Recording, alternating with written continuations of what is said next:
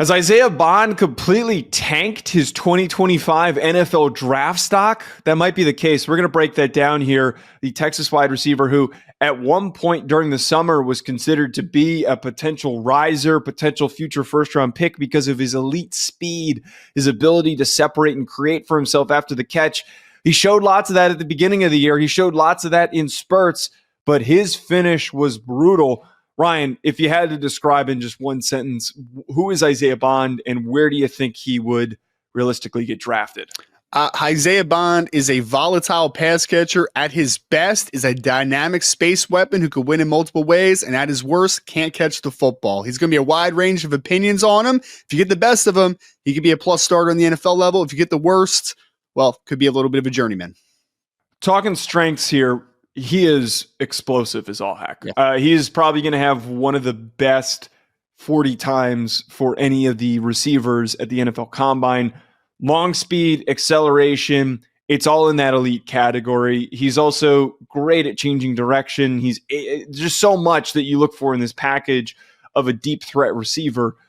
Those positives, what are the biggest ones that you hang on to? I mean, I think you hit on it, right? Like athletically, it's all there just from a movement perspective. He is explosive. He is incredibly quick. And which is why early in the season, Joe, I thought that there were a lot of ways that he could win, right? Because we're going to talk about the speed, being able to work vertically, being able to uncover down the fields, but it's the after catch stuff, right? To be able to pull away from guys in space, but it's also route running upside, being explosive in and out of his breaks. I think it's all there athletically. There's no concern for me as far as Isaiah Bond movement perspective. He can make guys look silly in space. He can get in and out of his breaks. There's a lot of upside as a clear separator without question in this class. Again, question is about consistency. If he can do it consistently, this guy is an absolute weapon on the NFL level. When I had graded him before this rough stretch, I had wrote down in my notes for weak points, good but not great hands. And it feels like that was accentuated with this final chunk of games where he did not play well. One of the instances, anyone who watched the Cotton Bowl, there was a play where a ball was thrown right in his radius. It was not a bad ball by Quinn Ewers by any means. And he lunges himself into the air and tries to make this weird, awkward body catch, and the ball hits the ground.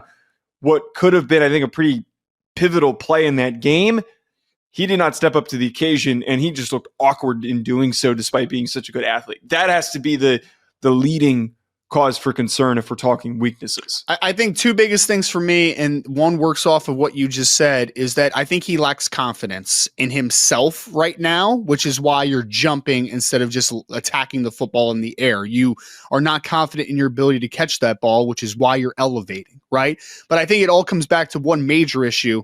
It's a play strength concern. Like, I don't think he works through contact incredibly well. I think he gets knocked off his routes way too easily. I think he's very underwhelming in contested catch situations. His play strength is an issue. It's a major issue. And early in the season, I thought there were flashes of it. Like, I remember there was a contested catch against Michigan where he was kind of able to work through contact down the field.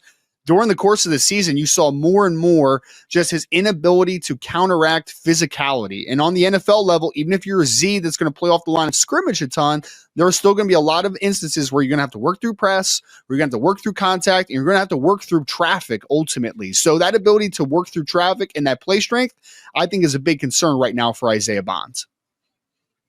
I'm all on that side of things with you. The big problem for me outside of the hands is the play strength, and there's really little to no tape of him making any contested difficult catches. So are you investing in drafting a guy who is good for a big play, but you're banking on him coming down with the football if you throw it his direction? Do you have to limit everything to end arounds and screen passes? That's not great. No. There is a path where he does improve, and some of those issues that he had can get better. Getting your hands stronger and improving play strength, it's all doable, but it's not a good starting point.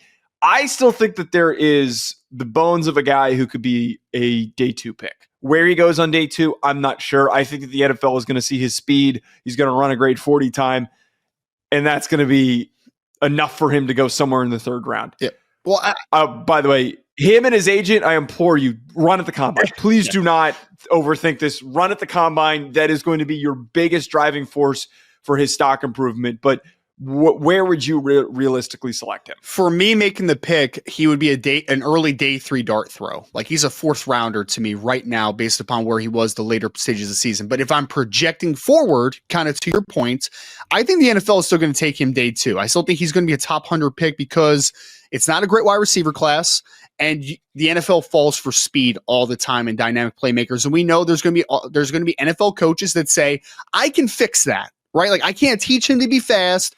I can't teach him to be dynamic with the ball in his hands. I can teach play strength and nuance of being a complete wide receiver. I can teach those things. So I think that a team's going to take him on day 2 somewhere. I personally wouldn't right now because it's a little bit too volatile, but I do think he is a potential top 100 pick at worst, but I wouldn't be shocked if he's a top 64 pick if after he runs and tests at the combine. Folks, let us know below, how early should Isaiah Bond get drafted? What team do you want to see him on? Hit the like button, hit that subscribe button, and we'll talk to you later.